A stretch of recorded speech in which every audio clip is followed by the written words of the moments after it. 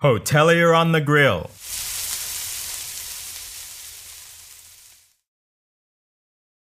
Good afternoon. Welcome to Hotelier on the Grill, and this is Stuart J. Raj. We're sitting here with Justin Malcolm, who is the general manager of the Aloft Hotel in Sukhumvit Soi 11 in Bangkok, Thailand. Rather than me introducing Justin, could you just give us a quick introduction, who you are? Not too detailed. We'll get into more of that in the interview. Sure, Stuart. Well, first of all, thanks for coming by and having a chat today. For those that I haven't met and listening to this, as Stuart said, I head up here Aloft Bangkok Sukhumvit 11, have been here for just over 12 months. I've been fortunate enough to be with Starwood Hotels and Resorts for 18 years, surprisingly, and I've worked in some great locations and for 5 of our 9 brands over that time. So great to be in Bangkok, such a vibrant and happening place. Fantastic time to be here. Thank you, Stuart. Fantastic. So let's get straight into the questions. 12 standard questions, and normally the first answer that comes to head is the best one. Question number 1.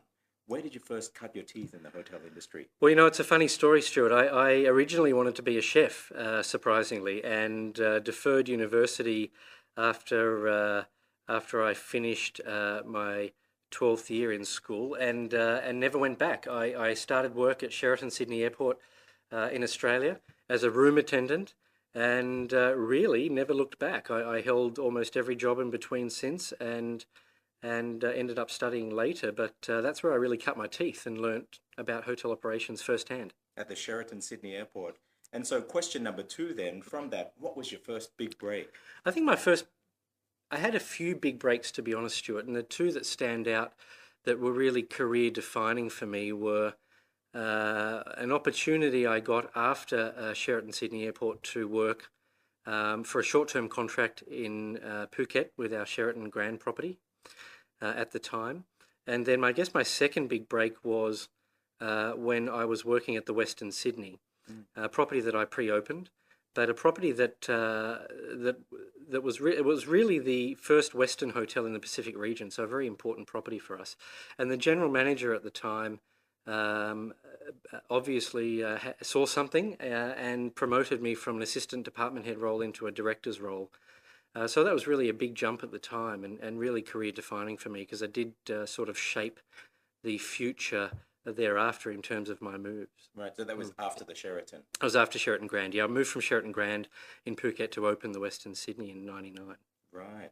And so question number 3, why were you able to make it to this place where you are now, where perhaps other people haven't been so successful? I think it's twofold for me, Stuart, if I think about it carefully. And one is I've worked with some fantastic people that believe in taking chances on people. I think that's first and foremost, and Western Sydney is a prime example of that. The second is because personally I'm an extremely driven person in terms of setting myself some pretty high goals and really relentlessly chasing them. So they're probably the 2 things that play into where I am today. Right.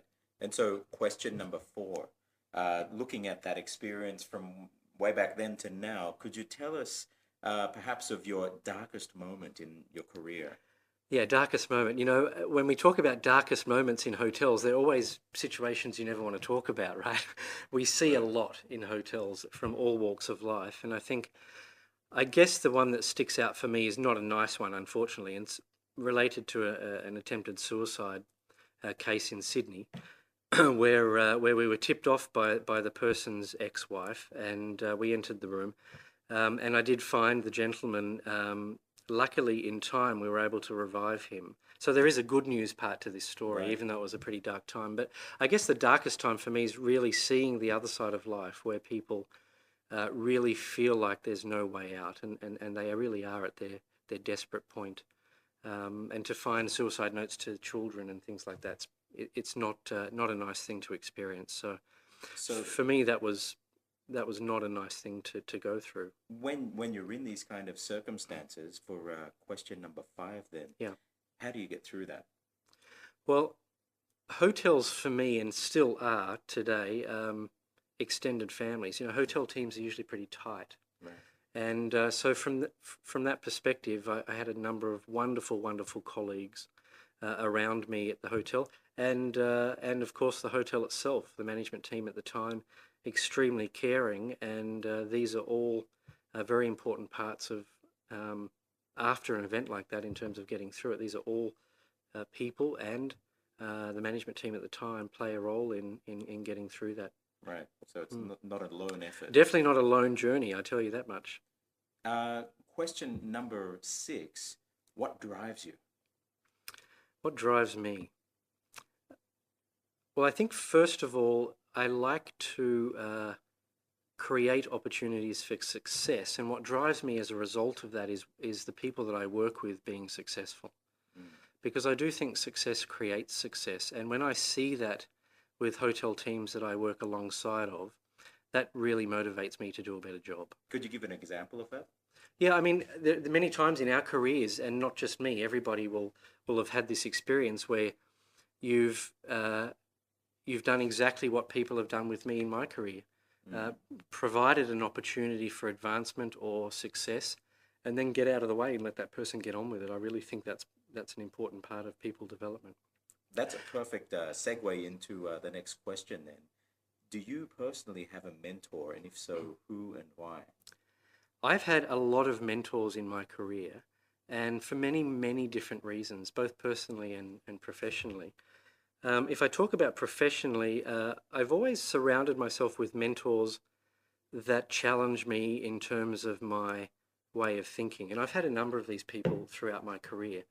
Obviously, one was certainly the general manager at the time in the Western Sydney that gave me the opportunity to advance significantly from an assistant department head role into a director's role.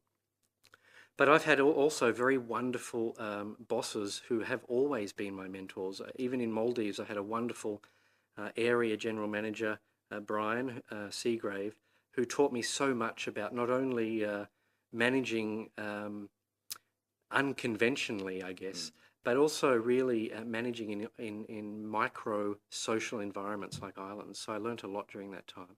And of course, my bosses today also provide mentorship to me, and I think that's something I certainly don't take for granted. Right.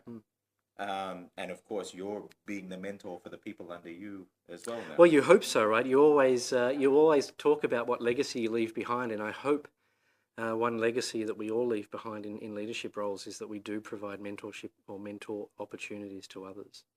So question number 8, looking back at all those experiences from the Maldives, Sydney, here in Bangkok, Phuket, could you tell us of an experience in your career that's really made you proud? There have been a lot, and for the reasons I've described, but I think the one that probably sticks out the most, I remember when I was working in Kuala Lumpur for the Western, and the company asked me to go to the Maldives. We had a huge task of branding a resort that we took a financial interest in as well. And I arrived a month before the global financial crisis. So we had this huge mission to rebrand, renovate and build new rooms in Sheraton property there, Sheraton Maldives. And it was a tough time. First of all, building anything in the middle of the ocean's tough, but going through the financial crisis at the same time really added a lot of pressure. And I felt myself, the management team, and of course my mentor at the time, Brian, we really stuck together and believed in what we did, and we got our hands dirty every day to go through that experience. And it really is one of our top performing resorts now in Asia Pacific. So I feel proud that we were able to do that. I feel proud because not only did we do that as a team, but when you strongly believe in something that you're doing and you really stand up and you're convicted behind your approach every day, I guess for me the defining moment was that the company recognised that, and I was awarded the Most Inspiring Leader Award for South Asia. Wow. In 2009. So something that I'm very, very proud of even today. Well, congratulations. Thank you, yeah. Question number 9, that we see so many hotels opening up here in Thailand and all over the place, which means more GMs. What's the best advice that you could give somebody that's looking to be a successful GM? I think in this day and age, and particularly in the last, say, 5 or so years, maybe a little bit longer, where we see a huge surgence of social media and the influence that technology now plays in our daily life in hotels, coupled with the fact that we as an industry always measured things a lot. There's a lot of data around now, and I think it's easy to get caught up in a lot of information. So I think for me, it's really about grassroots actions. So I think it's never, sorry, I shouldn't say it's never. It's always important to remember that interacting with your guests, interacting with your business partners, interacting with your staff are still extremely important parts of the business, not to be underestimated.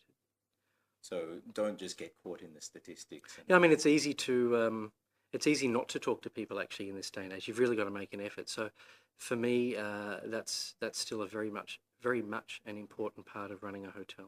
So kind of on the flip side, question 10, what's one thing that hotel GMs shouldn't get wrong, or maybe that you've seen them getting wrong?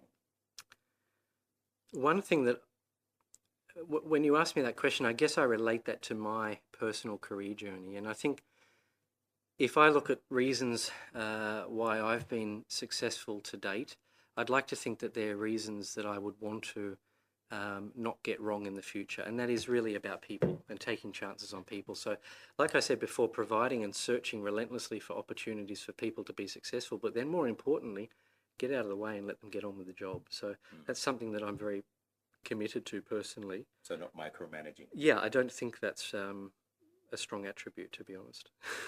So moving on to our last hotelier-based question. If you weren't in the hotel industry, what's your ideal alternate career? Could I say retire now? I love car racing. So for me, it would have to involve the racing industry in some way, shape or form. So getting, there are, I guess, similarities, but big differences at the same time. The car racing industry is fast-paced. Hotel businesses are fast-paced. Every day is different. But I guess the excitement of being on a racetrack and the adrenaline and being part of successful teams is still part of what I'd want. But I think in the racing car industry, I'd love to experience that. And do you race yourself now? I used to race a car in Australia. I don't race now, but I haven't raced since I left Oz. Wow. Yeah. Well, thank you for that. That's there are our 11 hotelier-based questions. Our 12th question is kind of off the hotelier agenda a little, but it gives us an insight into who you are with all the technology these days. Question number 12. What's one app that you're currently using or you're hooked on or that's caught your attention that you could recommend or would like to mention to our audience? Yeah, I don't know if this is boring, but I love news, so I read a lot of news, and I use an app called SkyGrid, which I don't know if you've heard of it. But SkyGrid is, and there's many of these apps around, but this one's quite good in the sense that you can really sort of choose the topics that you really want to focus on, and you get pushed all of those that news content daily or hourly. It's really sort of real time. So I choose like nine or so different categories, and I get that pushed into me. But I guess from a personal level, I like an app called TuneIn Radio. I don't know if you've heard that either, but this app allows users to stream and listen to radio stations from anywhere in the world. So on a weekend, I love to listen to radio stations in Sydney, and close your eyes and it takes you back. So it's nice when you're working away from home to have a little bit of a connection to home every now and then. So that's a great personal app that I listen to on the weekends. I concur. Yeah. We also use that in the gym, turning on a selected radio station.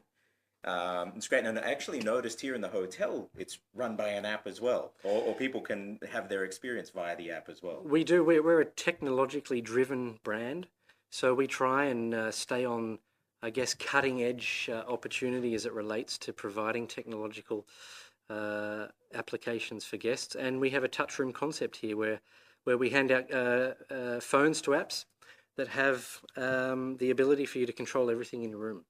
But not only that, it acts as a wireless hotspot as you move around, gives you a local number, and allows you the connectivity that you need when you're on the move, either for business or for leisure. So we've had great feedback about that, and we're looking forward to launching the next phase of that, which should be in the next couple of months. Well, I've seen some of the articles and seen it in action down here. It's absolutely amazing.